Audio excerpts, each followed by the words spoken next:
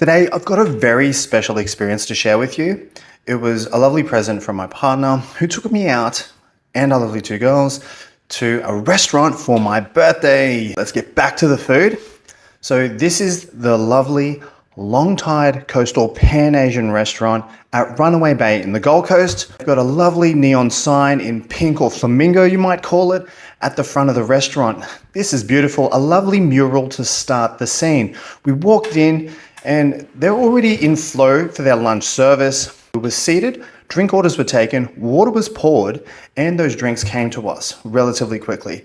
So to begin with, we got some homemade iced teas. I got the raspberry, Carly got the peach. They were sensational. As you can see right now, there's a beautiful hue about the tea and it runs down your throat super easily. The very first course in this was some spiced edamame. And what they did with this was they put it in a wok and put it with some hot oil and some spices, very heavy on the spice and the salt, which I love. And they got the portion size just right. We devoured those edamames, quick, smart. The kids even love them too, which is an added bonus. Second course, we've got floured and fried calamari. This crispiness just was second to none. They know their craft well and they did it expertly. As you can see, it was served with a lovely aioli, lime, and some pickled salad. I could see that the kids were really wanting to get their hands on this bad boy, so it was to our luck that the next course that was brought out were the cabbage spring rolls. These things went down a treat. They had a nice sticky black vinegar kind of sauce, which the kids just absolutely smashed. The kids absolutely loved them. Sadly, I've got a peanut allergy, and the next course was a chicken satay skewer. So this was replaced with char-grilled tofu, which was marinated in some beautiful kind of black vinegar sticky sauce. And on its own, the tofu was quite bland indeed. As you'd expect, it's tofu. But when you put it together with the pickled daikon, the herbs, and the sticky sauce, it just absolutely came to life. I really enjoyed eating this because I never really eat tofu through the fact that it is so bland and boring, but it's really nice to see this creativity come through and to create something absolutely magical. Now the tofu absolutely came to life. As you'll see, it's beautifully presented. It's char-grilled well. I will add, one of the pieces was a little bit overcooked. It was burnt, but they still served it. That's not on in this kind of environment. You really need to get that stuff right. It's a fine art that needs to be executed on point every time. If you screw it up, you just redo it. That's the simple nature of fine dining. Next on our list, it was a crispy pork belly. To me, it tasted like it was marinated and slow cooked, either a braise, a slow roast, or a confit. And then they've portioned it up after cooling it down into these lovely little cubes of pork. From there, they dusted in what looks like potato starch or cornstarch and deep fried to bring out that crispiness, get the heat into the center while it's soft and gooey in the middle. As you'll see, it was served with a nice black sticky sauce once again, balancing acid, salt, and I believe there's a little bit of fish sauce kind of thing going on in there, which is classically used in Indonesian and Thai foods. They've got a pickled vegetable salad on top with shallots and coriander. A simple dish, a very hearty dish, and the flavors just are balanced. And that's what I like about this food so far. The portions are not massive, but they're intense in their flavor, their texture. There's a good amount of fat in this pork. I'm gonna feel a lot more satisfied as we get towards the end of this meal. Now, as we finished off the pork, I realized that maybe the portion sizes might not be enough. I might have to make a Macca's run on the way home. But I had faith. I remembered that left on the list was the classical nasi goreng. It came out, it was a great portion. It came with beef, it came with pickled vegetable with some turmeric in there, a bit of chopped chili, and some freshly chopped shallots.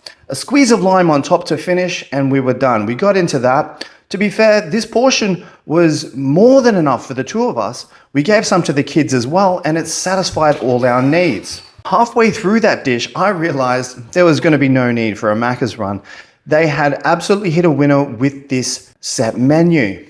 In between courses, I was taking a look at the place. Of course, I'm doing a review on it. I want to check out what's the decor like. Yeah, it reminded me of a Balinese day club, but in a restaurant setting. It was beautiful. The music, the ambience, everything was well thought of and catered for their market. We were the only people who had children in there, so maybe that's not normal for them, but they did have options that suited the kids. In this case, we got the spring rolls, which they loved. I can see why they had the set menu. It's possible that the lunchtime isn't necessarily as busy as the dinner time. This is pretty standard for fine dining style restaurants. Drumming up business through the day to warrant the staff to be on in the first place is definitely a goal of the lunchtime rush. Through the week, you may have businesses nearby and people take their lunch break and they go and eat. So it's not really the case. It's kind of a residential area in Runaway Bay. They're not going to get that foot traffic through the week. So they've used the nice lunch menu, $49 per head for 2 people, to get people through the door, get interest, and maybe make a second sale. That second sale opportunity would have come straight away after we had finished our meal. Trying to book us in for the next week, for the next month, would have been something that they could do. This is pretty commonly done with doctors, physiotherapists, in the medical scene in general. But people might not be willing to put themselves out there and ask people to come back immediately. They also didn't capture our details. A great way for them to engage us at the end of our meal would have been through a lead capture process, such as a little QR code or a little promo for our next visit, 5% off your next visit, that kind of thing. All you've got to do is supply your name, your email, and from there they take those details and they put them into their email marketing system. That's the absolute juice right there. By getting those leads, you can send out promotional materials, you can stay in contact, you can create blogs, ebooks, videos, and keep people interested in the things that you do. In this case, it would be Pan-Asian food. Having recipes online with videos or shots of the kitchen, doing a wok toss, flashpoint, that kind of stuff. All in all, we had a great time. Things went well. The environment was awesome. There are a couple of drawbacks, but I think that's just due to the nature of them being a young business. They've only been open since September. Finding staff who can do the job, have the product knowledge, and are willing to get in there and bootstrap a new business can be really difficult.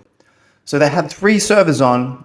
The place was pretty much full at one point, and it's such a tough job to do all of your serving, all of your order taking, and all of your customer service all at once.